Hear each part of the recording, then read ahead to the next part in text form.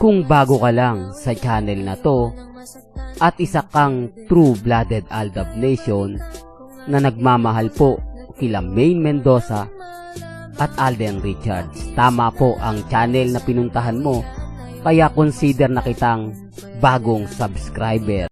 Welcome back mga kaaldab. Ito na naman po ang inyong lingkod, si Mr. Destiny, at magbibigay tayo ng pinaka-magnet na update po ngayon sa social media. Ito yung pinaka-latest mga kaaldab na kaganapan po sa Instagram, sa Twitter at sa Facebook. Sabi ko nga po sa inyo, kung gusto nyo lang naman po ng update o latest, sabay dito lang po kayo sa channel ni Mr. Destiny. Dito 101% updated po kayo.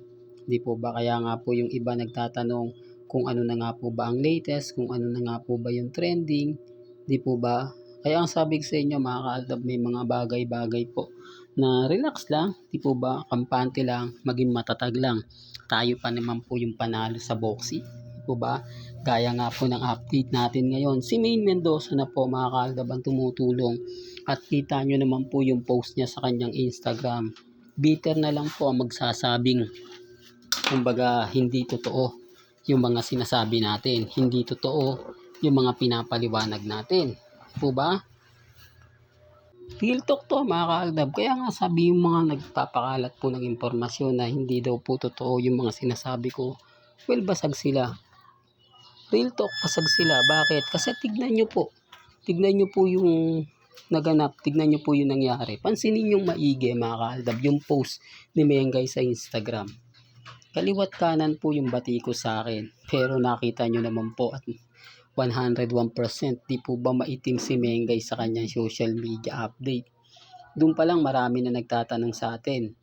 Marami na nagkokomento na oo nga Mr. Destiny, kasi hindi naman talaga galing ng ibang bansa si Maine. Kasi ang laki talaga. Di po ba ultimo bata nagsabi na bakit ang itim ni Maine? Bakit ganyan yung itsura ni Maine? Oh, doon pa lang po mga kaaldab mapapaisip na kayo. Doon pa lang po masasabi nyo na parang may mali. Parang hindi talaga siya maganda at hindi kaaya-aya. Di po ba? Pero okay lang po yun. Sabi ko nga po sa inyo, ako masaya po ako sa mga nagaganap at nangyayari sa social media. Kasi kumbaga si Mengay din naman po yung tumutulong sa atin. Si Maine pa rin po ang kumbaga sabi na alam nyo na mga kaaldab.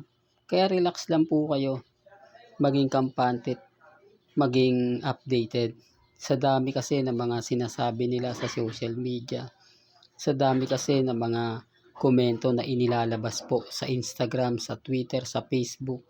Doon pa lang mararamdaman nyo na parang may mali. Doon pa lang mararamdaman nyo na talagang hindi maganda at hindi kaaya-aya. Di po ba? Sinasabi ko lang po ito mga kaaldab sa mga taong bitter po sa channel ni Mr. Destiny.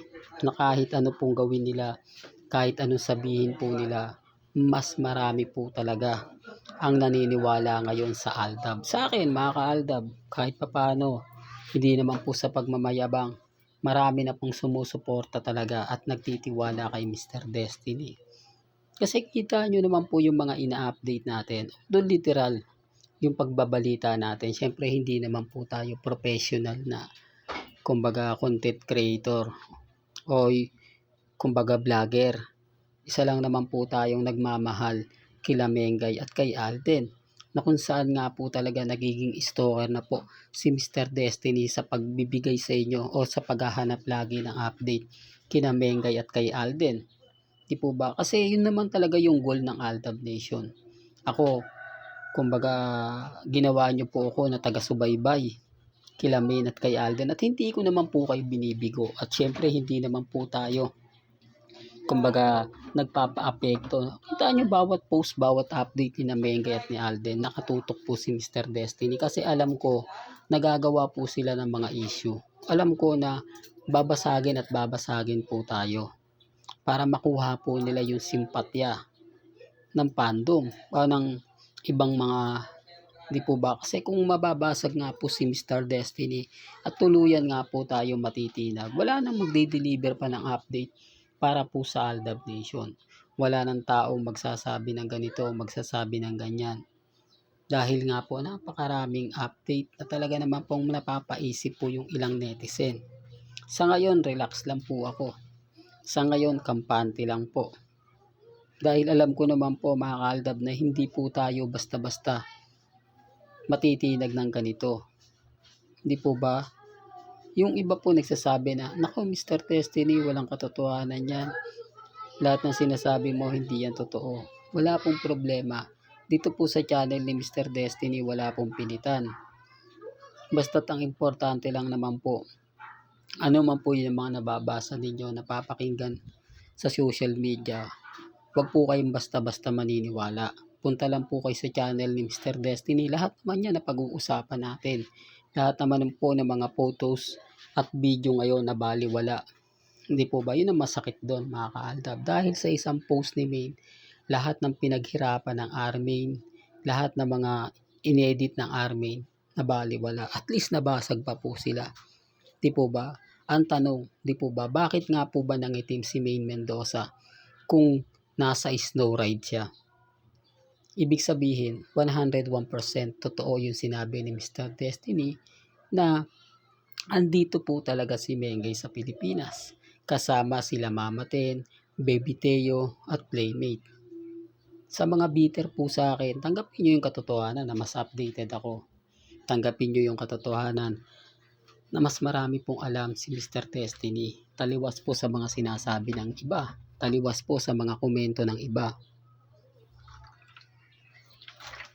Na hindi po tayo updated. Sila lang po. Kasi hindi sila makakuha ng totoong post, totoong ganap. Kaya nga walang post si Mengay sa ibang bansa na hindi po inedit. Si Congressman Arjo na po mismo ang nakikita sa District 1. Ulitin ko, malapit na po eleksyon. Ilang buwan na lang po mag-i-eleksyon na. Sobra na po ang busy ng mga kongresista, mayor, konsihal para po sa kanilang plataforma. Yung mga banner, kung paano yung mga kanta, kung paano may hikayat yung mga Pilipino o mga kababayan nila para muling ihalal sila sa kanilang posisyon. Sinasabi ko lang po ito para lang klaro, para lang po malinaw.